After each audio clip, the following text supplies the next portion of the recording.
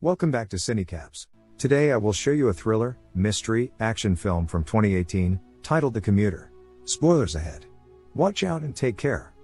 Every day, MacCauley goes through the same routine before heading to his daily commute. He spends time with his wife Karen and son Danny, helping his son with his literature assignments before his wife gives him a lift. On the way, they talk about tuition expenses and hope they can manage the payments. She drops him off at the train station to catch the train to work. This routine has been repeated for 10 years. Mike frequently converses with other regular commuters like Walt. Mike works as a life insurance salesman. But on this particular day, Mike's boss calls him into his office to tell him that he is being laid off after 10 years. Despite his arguments that he has 2 mortgages, his son is going to college, and he has 5 years until retirement, Mike is fired. Everything becomes muffled for him. He and Karen are living hand to mouth and he does not know what to do next. Mike gets a call from Karen telling him about the upcoming payments and asking him how his day went. He avoids telling her about his layoff. He visits a bar where he meets his longtime friend, Officer Alex Murphy, who was also Mike's former partner during his time as a detective. As they chat, TV runs a report about a city planner who allegedly threw himself to his death a few nights earlier. Mike confesses to Alex that he has not told Karen about him being fired yet. Then they find out that a former colleague they don't like, Dave Hawthorne, is now a captain. Before leaving, Alex and Mike share their quote, "Doing the right thing will get you killed and there is no such thing as being noble." At the station there is a bag check and he notices a man on the phone saying he can't do it. In the meantime, one of the regular commuters complains about the situation. Before he gets on, a man runs into him. As if the situation couldn't get any worse, inside he notices his phone is gone. A man walks by and talks on the phone about something big happening tonight. A Hispanic woman is in distress. In one of the cars, the AC is off. Girl is arguing with a boy who is trying to hit that.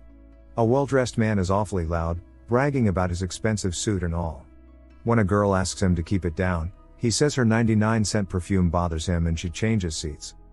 Mike sits down and is joined by a woman, Joanna.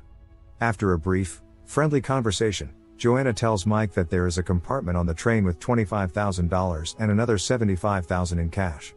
She tells him he can have it as long as he helps find someone on the train who doesn't belong here.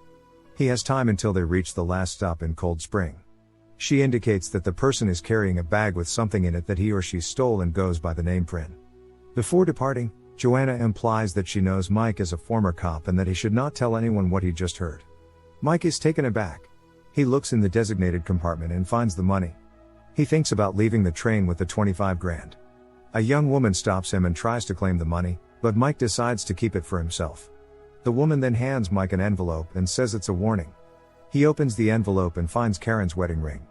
Having lost his own phone, Mike borrows the phone of another commuter, Tony. Mike finds Walt and asks him for his paper. He writes him a note to call the police as his family is in danger while a man stares at him from behind. He leaves him the paper and tries to call Karen, but cannot reach her. He tries Alex and gets the same result, but leaves a message. As Walt leaves the train, Mike sees a man he had seen earlier boarding the train rush in with a bag. Joanna calls Mike, drawing his attention out the window. He sees Walt about to cross the street to talk to the cops, but someone working with Joanna pushes Walt into the path of a bus, killing him. She warns Mike that this is exactly what will happen if he tries to make a run for it. She instructs Mike to find Prin in a bag they are holding, and to put a tracking device on the bag they slipped in his pocket.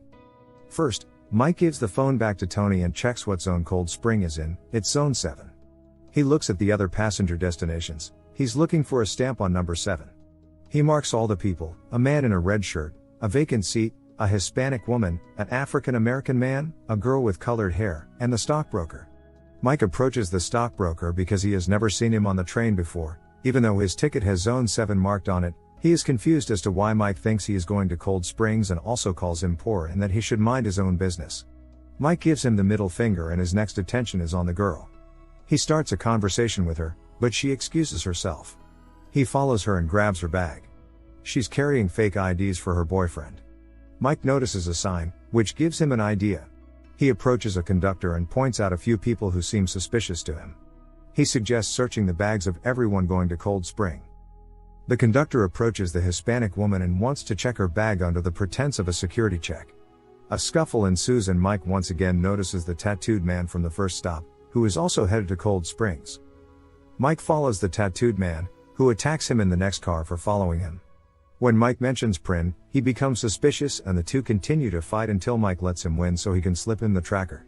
When he thinks the job is done, he finally allows himself a breather. Tony receives a call and he quickly figures out that the call is for him. He answers it and it's Alex. Alex assures him that he sent some agents to his house to check on his family. Mike tells him the whole story about Prin, the 100 grand and Waltz, and that his family is being threatened. Alex mentions that a witness using Prin's name claims to have seen two men throw a city official to his death. This makes Mike realize that Prin is going to be killed and that he is being set up. As the train enters a tunnel, the call is interrupted. Two agents are waiting for the witness at Cold Springs. They mention 20 minutes until the arrival of the train. As Mike continues to walk between cars, people notice him and get nervous. He opens the bag the tattooed man had in the empty car. It's filled with his belongings and a missing gun. He hears a phone ring and discovers the body of a tattooed man wearing a badge that reveals he was an FBI agent. Mike answers the phone. It's Joanna. She accuses him of identifying the wrong person and being responsible for another man's death. He asks about his family's well-being and she assures him that everything will be okay as long as he does his part. Joanna activates the microphone on Karen's phone and he listens as a man comes over to their house and says he is there on behalf of Mike. Joanna interrupts the transmission and tells him not to leave the train and not to get caught. The train is stopped for an investigation. Some passengers have warned the authorities about Mike's suspicious activities on the train. Mike hides with the body while the police clear the cars. He tries to open the door but cannot, so he crawls down, only for the train to start moving. He still manages to jump down and roll between the wheels. He manages to jump back on the train, but his bag gets stuck. When he pulls it back, all the money flies out except for 100. Joanna calls again. It's 2 more stops until Cold Springs. He is desperate. Mike turns off the AC on all cars except the last one. All passengers move to the last car. Mike meets with the red shirt and Tony for a card game. He asks the red shirt why he is on the train and is promptly rebuffed. He then raises his voice and talks throughout the car about being fired and not having the heart to tell his wife. He then talks about a hypothetical scenario of a passenger who does not belong on the train carrying a bag and about the reward, the same scenario Joanna told him. When asked by Tony what he would do, he would put all the people still on the train in one car and suggest that very scenario.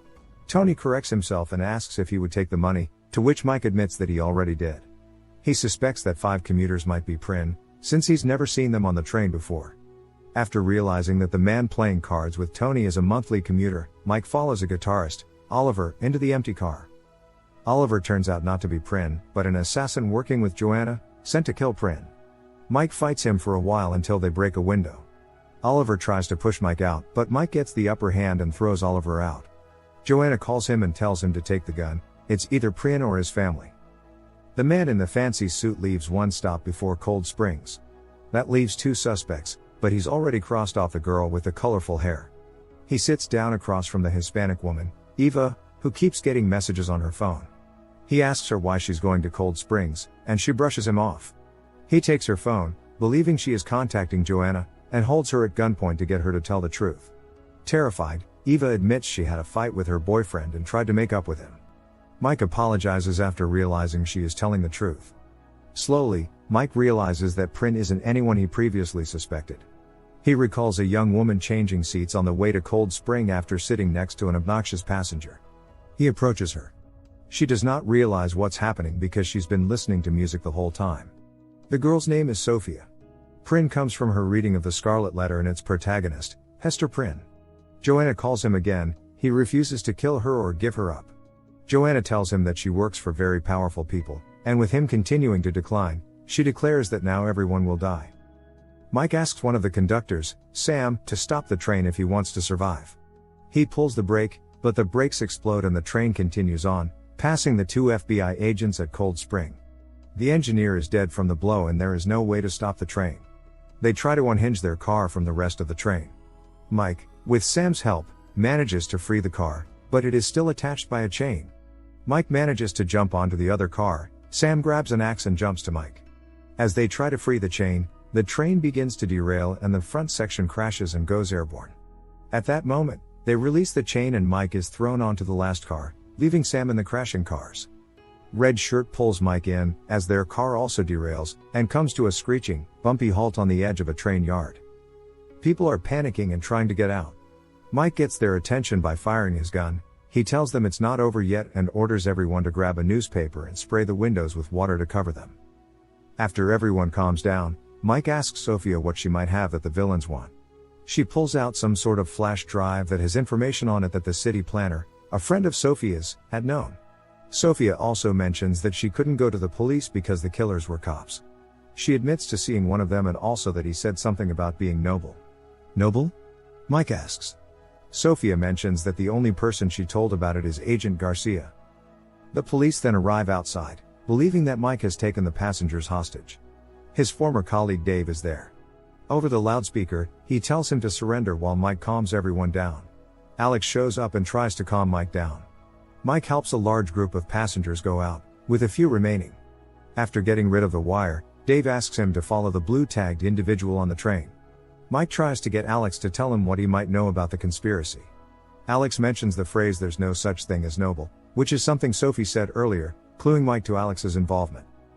He initially denies it, but later admits setting him up, telling Mike that he knew he needed the money. Alex still suggests he surrender if he wants to see his family alive again. Mike gives up his gun. Alex tells Mike that he got his family to worry about as well. He goes looking for Prin. Mike doesn't give her up. When Sophia tries to reveal herself, other passengers start saying they are Prin as well. Mike and Alex then fight while the cops outside try to get a clear shot at Mike. Mike manages to take Alex's tracking device and fool the police. When Alex draws his gun, Dave orders the snipers to take the shot, killing him, and the SWAT team comes in. Agent Garcia walks in and tells Mike that his family is safe and that they arrested 3 men outside his house. Sophia meets with FBI agents and makes a witness statement. The other passengers consider Mike a hero. He is reunited with his family, gives his wife back her ring, and then talks to Dave, who says they will investigate Alex and his possible accomplices. Dave also suggests inviting Mike back to his old job as a detective. Sometime later, Michael is back on the train and manages to find Joanna. Although she pretends not to know him. He suspects that she made sure he was fired, and that they put Sophie on the train with him for a reason, and that she tricked him and Alex. When she asks him how he thinks things will turn out, Michael just pulls out his detective badge. Make sure to subscribe and turn on the notifications so you can watch more videos like this. Thanks for watching.